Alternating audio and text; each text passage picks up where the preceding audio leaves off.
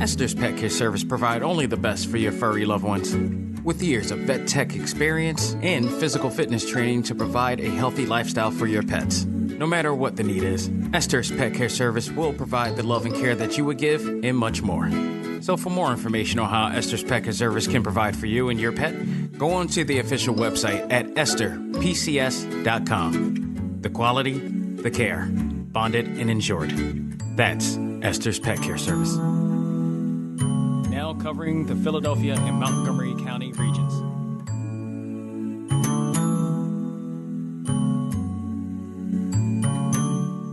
Hey, this is Bob Camp, co-creator of The Ren and Stimpy Show, and you're listening to A.C.M.G. Presents Talk Time Live. Here comes a new challenger. Time for your Talk Time Live exclusive. Ladies and gentlemen, on the show right now, I am very honored to have this guy on the show, considering that as a unofficial public defender of this show, I really enjoy what this guy does and what his studio does. He is the character designer for Teen Titans Go. Ladies and gentlemen, I give you Chris Battle. How are you doing, good sir? Hey, how's it going? Not too bad. Not too bad. First of all, I'm going to torture myself and our fans on the East Coast right now. How's the weather over there? It's beautiful. Nice sunny day. Can't complain. Damn the hell. Sorry, man. It is what it is. I mean, for the record, we've been having the most convoluted weather in the East Coast. It's been 60 one day, and now it's snowing the next day. Oh, man. It's very weird, man. It's a diverse amount of climate up here. Very fickle. That's Mother Nature for you. Yeah. But I'm so glad to have you on the show.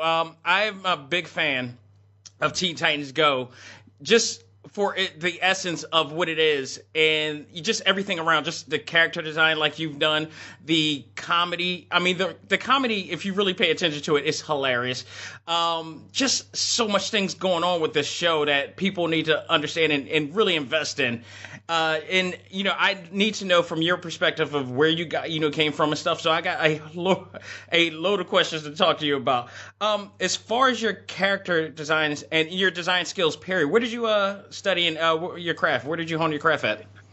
Basically, I honed it by working, actually. I'm one of those rare people that did not go to art school. I was able to get in pretty early since I've been around for a little while. I got my start in the early 90s. Mm-hmm. That's when animation hit a big boom. That was right after Who Framed Roger Rabbit and Beauty and the Beast and The Simpsons, and everything was really just blowing up. So most of the studios just needed talent, and so they were willing to give anybody who could at least draw a shot. So I got in right when the getting was good. It was around the Ren and Stimpy era too. Yeah, I mean that's yeah. That was a big inspiration. That really got me off my ass, got me drawing. I hear you. What artists did you look up to growing up?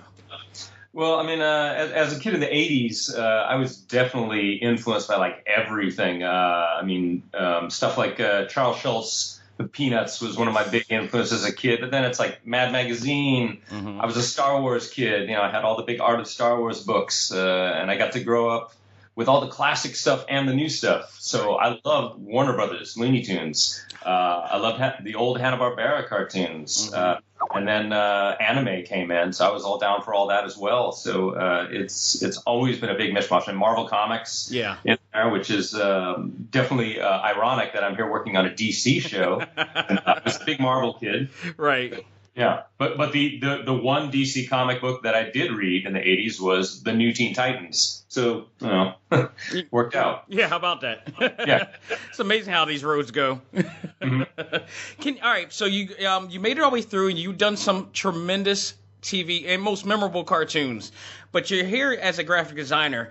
The part of what I like about having our guest on the show is to educate people who may think they know or may not know, understand, or want to know what goes on in the process. So if you can you explain to our listeners, and myself included, the daily process or part of the daily process of what goes on as a character designer? Mm-hmm. Sure, yeah. Well, like you said, I'm a character designer. So with most animated shows, each department is somebody's job. There's somebody who does characters. There's somebody who does props like cars and spaceships. There's somebody who draws backgrounds. There's somebody who paints backgrounds. There's storyboard artists. It goes all up and down the line. So So I do characters. So depending on how a show is done, I might sit down with a script, or there might already be a storyboard or even an animatic with all the voices and everything done. And so what I'll have to do is sometimes I'll have to design a new character that comes in. And in addition to that, I'll also do if any of the regular characters like change outfits and things like that.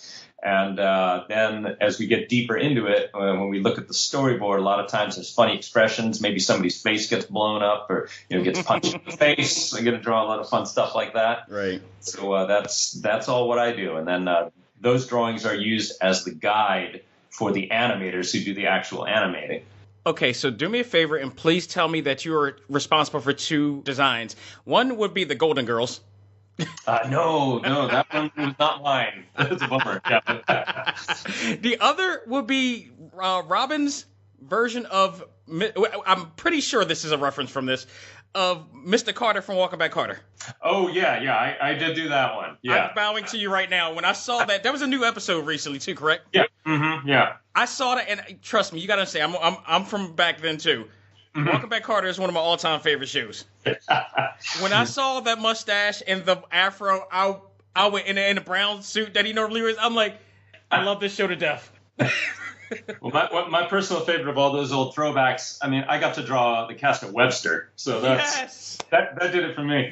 The episode where he keeps referencing off of 80s shows. Yeah. I mean, people really need to understand why this is catered to just so many demographics. I mean, it's like you got comic fans, you got kids, for families and all this stuff, and you just have adults who know, these. This is almost every bit as comical as, say, like Family Guy. Which is a little bit a step up of, raunchiness, but the references are kind of the same. Yeah. We just can't help it, right? Yeah, you can't. You got to commend you guys on that. It's tremendous. How much input, do you factor into your development of a character? Like, if they come to you with an idea, are you guided by the input, or do you add on to your, sense of saying, like, well, maybe what if we do this?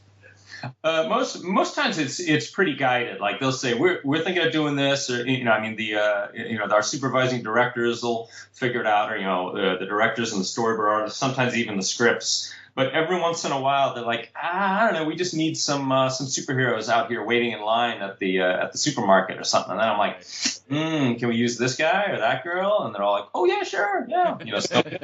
Occasionally, but yeah, usually it's pretty spelled out. But I mean, it's pretty exciting when they say, so you're going to draw the cast of Webster this week, okay? I'm like, oh, hell yeah. No, I mean, that rocks. That really, really rocks.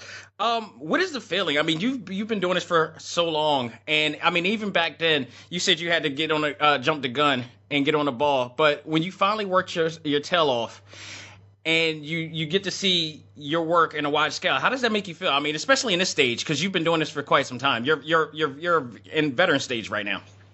Yeah, I know, man. Where'd all the time go? Yeah, it's still always cool, because animation is a real collaborative art. It takes a whole crew of people, a bunch of different talented artists, and everybody does their part, and you get to see it all come together. You get to see, like, you do your little pencil drawing, somebody else cleans it up and colors it, and then, there's background designers, background painters, and they put it all together along with voiceover artists, sound effects, music.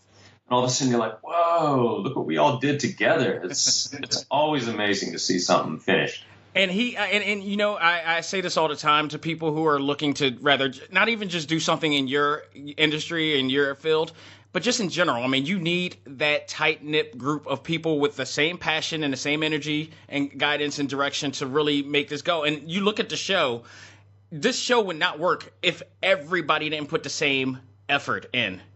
Absolutely, yeah. I mean, it's almost an obsession, that all of we artists share. I mean, we're all the same people, That's you grow up and you're crazy about art. Maybe there's only one other kid that who likes art as much as you do. Yeah. But it's pretty crazy once you get into doing this for real. Everybody has that same level of obsession and loves all the same nerdy stuff you do. It's a blast. And you see it all grow together. I mean, there's a case, when I was in school, studying for art and design and everything. I mean, the term "iron sharpens iron" was a great deal. It still stands today. It's very relevant for any and all things. I mean, again, like the amount of quality that this show provides is a result of everybody just doing the thing. And again, you guys rock with that. Oh, thank you.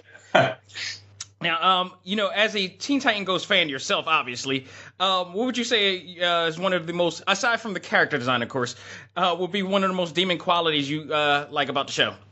Well, I mean, I was always a big fan of Dan Hipp's illustration that I've seen all over the web for several years. So when I first went in for a meeting there to see about working on the show, I looked at the walls and I said, Is that Dan Hipp's artwork? And they said, yeah, he's our art director. This is his first job in animation. I said, oh, fucking good. So, the work that Dan and our background crew does, I mean, gotta love it. His artwork is amazing, and his color styling is really fun. Yes, the color selection is a major deal. And I think, I agree. It really works tremendous with this show. Mm-hmm.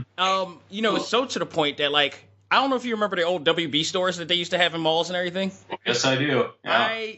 I used to religiously go to that place, buy the watches. but more importantly, that Fossil used to come out with. But more importantly, buy the lithographs. And the minute I used to watch the show, and I really enjoyed and understood the show, I was like, darn it, I wish there was really a chance to get one of these lithographs of this show. Yeah. That's one of the only bummers about everything being done digitally. I mean, everything looks amazing now. That's what's cool. But, there's not many more cells being done anymore, Doesn't happen. I even have a lithograph of Bruce Timm and Paul Dini's work from Batman and Superman, Worlds Collide. Oh, nice. It's a limited edition. It's autographed by him. It was like, man, I wish I would have grabbed so much more of these. Mm-hmm. Back in the day, they used to give those away as Christmas gifts sometimes.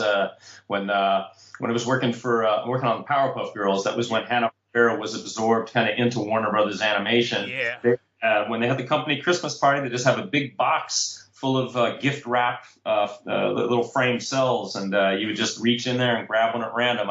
I got one from Bruce Timm, Batman Adventures of Robin. Oh, that's so cool. Pretty cool. It was the one that Batman got dosed by Scarecrow's fear gas, and when they had that nightmare episode. Yeah. So that was a good episode and a really great cell. So wow. And that is. It's to me that's the genesis. That's the nucleus of the entire DC animation. Right. The next generation, at least the next generation. I mean, not counting Super Friends and all that stuff. Yeah, no, that's a big part of the modern animation era. I was actually watching that right before I got into the business professionally. I was watching that and trying to draw up promo pieces to send to studios. And it's very cool to have played a part in that continuing history. Yeah. Especially we base most of our designs off of course, the Glenn Murakami original Teen Titans show, but of course Glenn worked with Bruce on all those original Batman shows, so we always dip back into that as like the first stop on our designs usually. Yeah, I mean it's quite of an amazing lineage that you're a part of right now. I mean DC animation is without a doubt the best animation America has right now. Oh man, they're doing it right. They're doing it right every single time. I mean, and Teen Titans Go is very much included in this.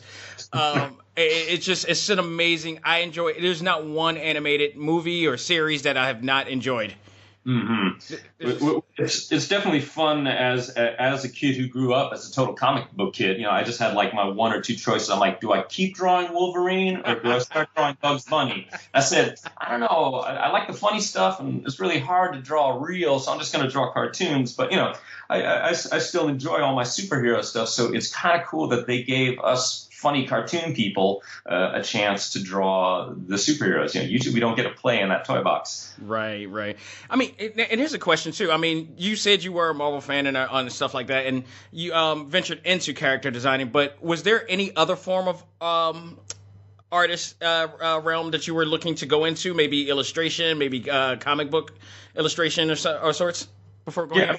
I mean, as a kid, I was just drawing everything, especially as a teenager. I was drawing all the X-Men stuff that I could draw, and I know I even posted up on my Tumblr and Instagram some of the drawings I did of the Teen Titans from when I was a kid. But when anime came around, I was drawing a bunch of that. But I never really figured I'd be able to do anything at the time.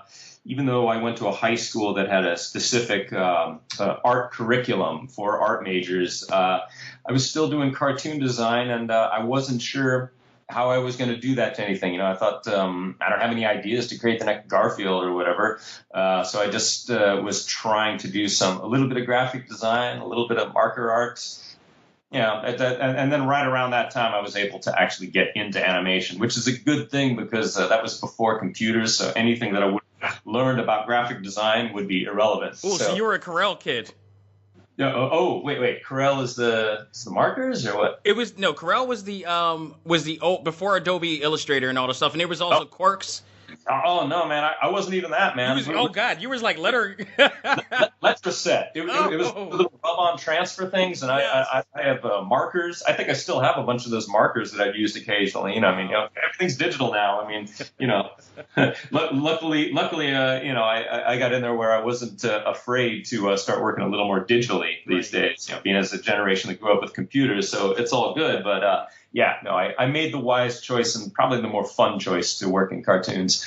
Well, the other thing, too, what I think was so good about you is because you weren't like a one-dimensional artist that was just stuck on just wanting to do one thing.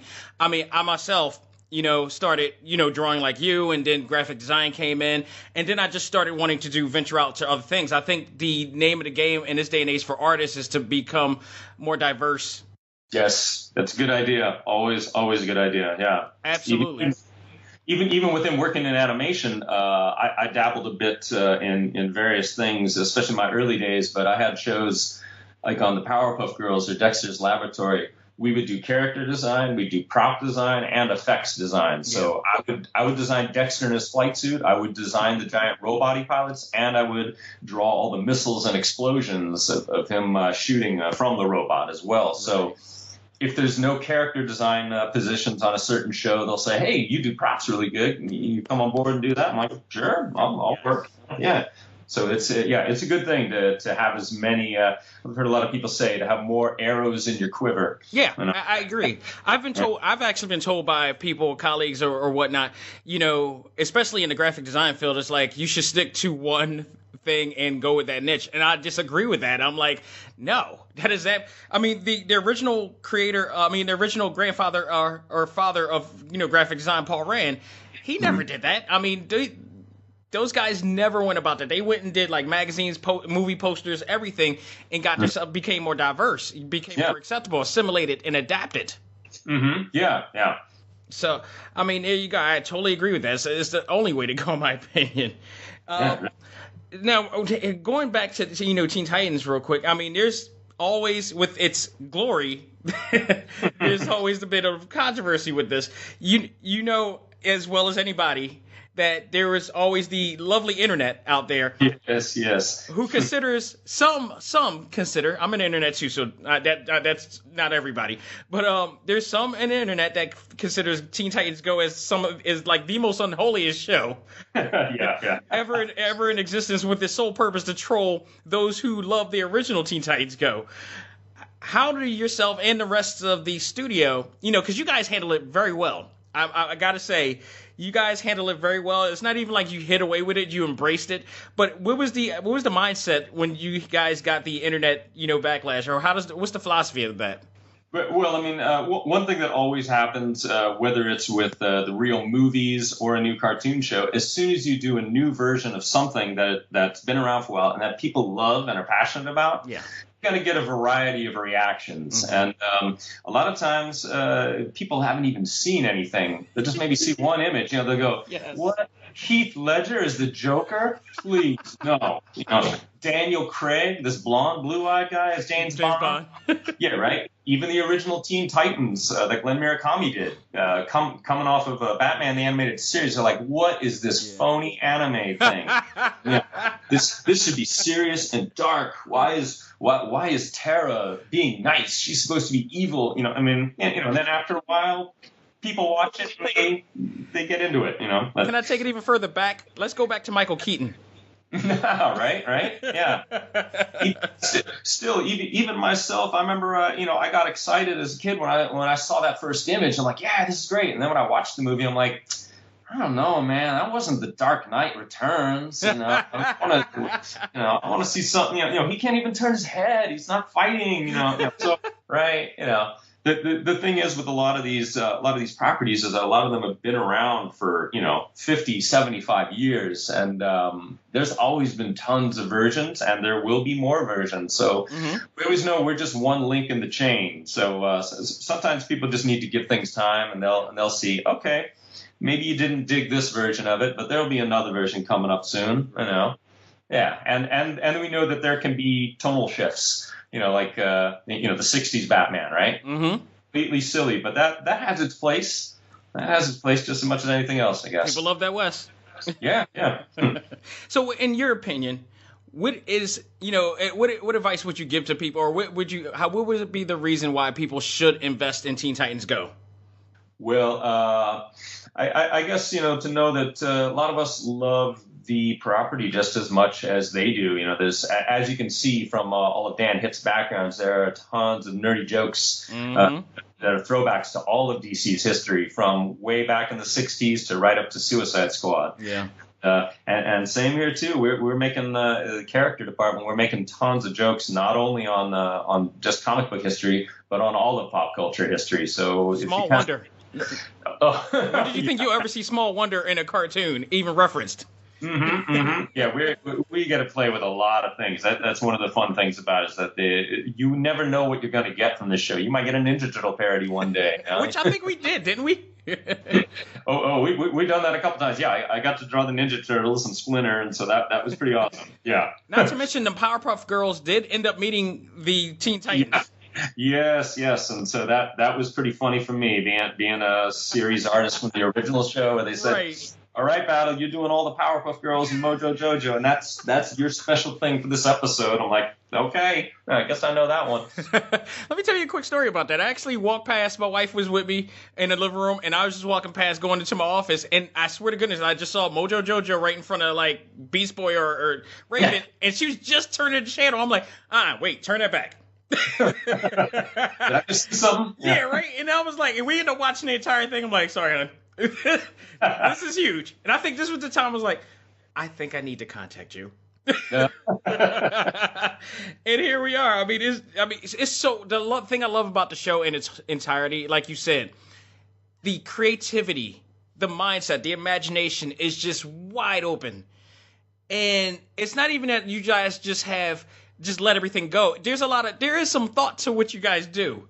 There is a method to the madness. It is very much cunning to the chaos, so to speak, too. Yeah. Most everything has a reason, and there's a lot of things that in modern cartoons, like lately, like ever since Adventure Time and Steven Universe, there's a lot of continuity that's going on with serialized stories. But what people don't know maybe is that back when like Ren and Stimpy and things are going on, you would just end a cartoon with them dying in the stomach of an alien, and then the very next minute you come back and they're sitting in their living room hanging out. It's completely different. So we kind of go with that old style of cartoon things. Where just wink happen. Yeah, exactly. Yeah. They died this week, but then they're back on the couch, eating pizza the next week. It's fine. Man, Chris, thank you so much. I got a few more questions, but I definitely thank you so much for this opportunity. This is phenomenal. I want to give you a few more questions, just some plugs, if you like. We go with that. Let's talk about some of the other shows that you did say that you worked on. I mean, you worked alongside some of the most memorable cartoons in Cartoon Network and more. I mean, running down Powerpuff Girls, Dexter's Laboratory, my personal favorite name associated, Duckman, of all things. I think this is a big cult comedy right here that you worked on. And another cult comedy, Batman Brave and the Bold. Just to name a few. I mean, there's many more. If you guys look at his IMDb page, there's a ton more of, like, you look back and like, whoa, And then you have like a tiki statue built in your honor right there. Man, I was really fortunate to just get in with a lot of good shows. Like I said, the timing was right. But once I got in with Gendy Tartakovsky and Craig McCracken and those guys, oh yeah, and just kept running with all these amazing shows those guys were creating. So I was lucky enough to be there. Out of all those, do you have a personal? I mean, because I know they're all your babies, pretty much. I can only imagine. But is there every parent has a favorite son or daughter? Is there a favorite within your children over here that you actually found out had a good working experience with, stuff like that? Well, I tend to look at them as a set of triplets. That, like I mentioned, that whole time I spent working with Gendy and Craig, Dexter's Laboratory, Powerpuff Girls, and Samurai Jack. That was like 7 years. We kept going back and forth to each series. We'd finish one, move on to the next, then we do a movie and then a special.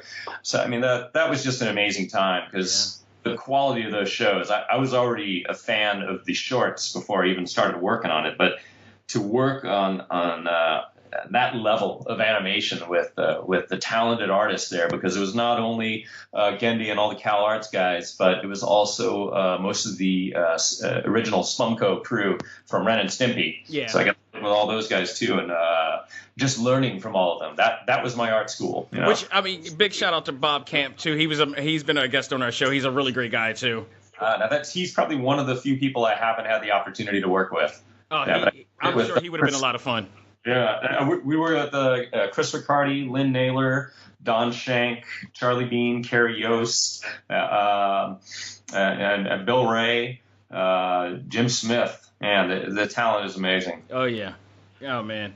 I mean, at the end of the day, what is the best advice? And you've given, if you guys have seen the really cool commercial spot that Chris has done, showing what he's been able to do and how he does his character design, as well as giving some tips.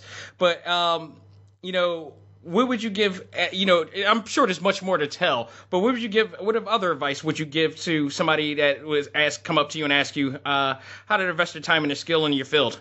Yeah. Well, I mean, aside from just the basic advice of drawing your ass off all the time, one thing that's really helpful now is the internet. Because whatever you want to get into, if you want to get into comic books, video game design, animation, drawing mechs, whatever, you can just go online onto Tumblr and you can find, the artists that you like. You can watch the end of a movie, the end of a TV show, check those credits, Google the artist names, and you will find their Tumblr or their website where they're sharing all their artwork. So you can like study that. You don't even need to buy books. You can just study the images off the net, and you can like learn how you're supposed to be drawing things. Maybe study that.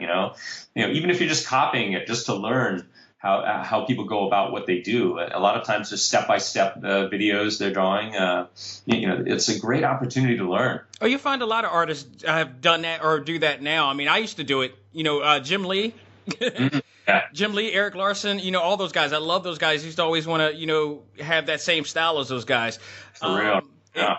And it's very intense style, so it takes a while to master, I can tell you that. Oh, yeah. Well, and, Jim Lee has been real awesome about always posting his drawings he did when he was like 14 or even when he was like 21 and getting rejection letters from DC or whatever, So it takes a while to build your skills. But, those guys are examples of not giving up if you love something. Jim Lee got accepted into, wasn't it like medical school, I think? Yeah.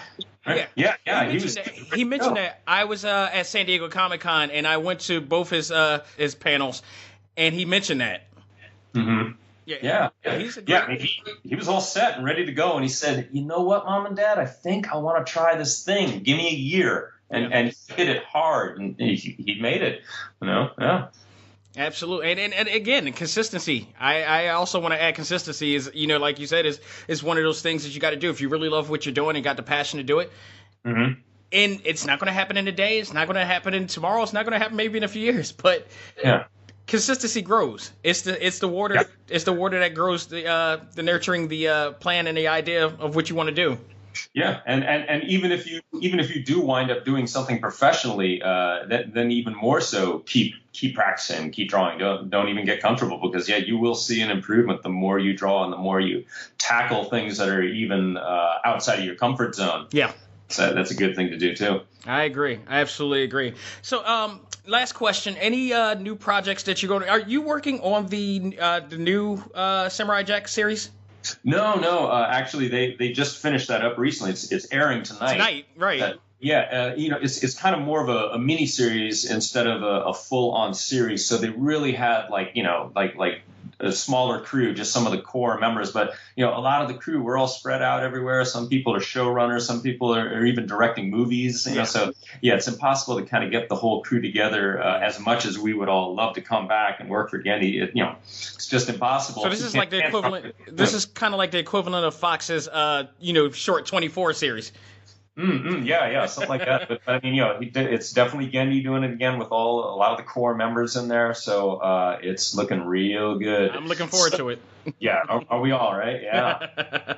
And what other projects that you got going on aside from Teen Titans right now? Is there anything that we need to look out for? Yeah, no, there's nothing much that's out there in the public. Most of what I do now on the side is I do a lot of development work because thanks to getting all my stuff out there online, a lot of studios contact me. Sometimes it's even within Warner Brothers where they say we have a new show that we're looking to design and we need somebody to figure out the look of it. So some of that stuff might never get seen. Some of it they go in a totally different direction and it comes out and I'm like, well, whatever. I guess I got paid, and I got to try drawing something that I ordinarily wouldn't, Right. So yeah, unfortunately, most of my stuff doesn't get seen, or I'm waiting for it to come out so then I can share it. But hey, the resume keeps building. Yeah, that's not bad. Well, Chris, thank you so very, very much. I mean, it's been an absolute honor and pleasure to have you on this, and a privilege, actually. I mean, I say it all the time when we have guests like you on a show that can really, get us to understanding what's going on in your world and the world that you work in. It's an absolute pleasure. Thank you so much, and I hope we can have you back in on our future. Thank you, man. I'd be happy to. All right. Thank you guys so much. I hope you guys enjoyed this very special episode of Talk Time Live. Let us know what you think. And by all means, if you could tell us, where they can follow you and where you, are traveling at. Yeah, well, mainly I'm on Tumblr and Instagram these days, and I'm Chris Battle Art. And of course you can just Google my name. You'll find my stuff around. I had an old blog spot that was going for about 10 years before we migrated over onto Tumblr and Instagram. Tumblr's such a great outlet, isn't it? Yeah, it's amazing. Yeah. So luckily I got a unique enough name that it tends to just be me up there. So your name is a comic book name in itself. I know, right? Luckily, all the credits go alphabetically in animation, so you usually see my name up there first for that 1.5 seconds that our name is in the credits, so it gets seen. Yeah, right. Well, thanks again, man. It's been a pleasure. And guys, that'll do it for this very special edition of Talk Time Live. On behalf of myself and Mr. Chris Battle himself, all I gotta say is learn to let go, live life, and enjoy all things anime, comics, movies, and games. This is A.C.M.G. presents Talk Time Live. We're out of here. Take care.